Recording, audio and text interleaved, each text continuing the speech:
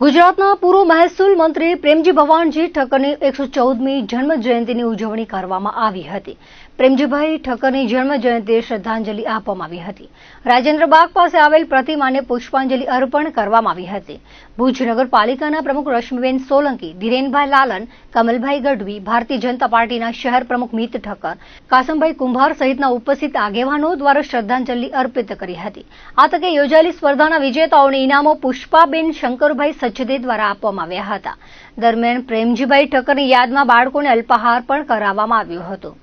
આજ રોજ ગુજરાત રાજ્યના પૂર્વ મહેસૂલ મંત્રી શ્રી પ્રેમજીભાઈ ભવાનજીભાઈ ઠક્કરની 114મી જન્મજયંતિ નિમિત્તે એમની પ્રતિમાને હારારોપણ કરવા આવ્યું। ભુજ નગરપાલિકા દ્વારા કાઉન્સિલરો ઓર શહેર સંગઠનના હોદ્દેદારો અને તાનારીલીની જે સંસ્થા છે એમના બાળકો દ્વારા એમની પ્રતિમાને હારારોપણ કર્યું અને એમને જે કચ્છ માટેનું જે દુકાળ પડતો ત્યારે જે લોકો માટેની જે કામગીરી કરી છે એમની કામગીરીને આજે પણ લોકો બિરદાવે છે અને એમને યાદ કરીને એમની પ્રતિમાને આજે શ્રદ્ધાસુમન અર્પણ કર્યા છે।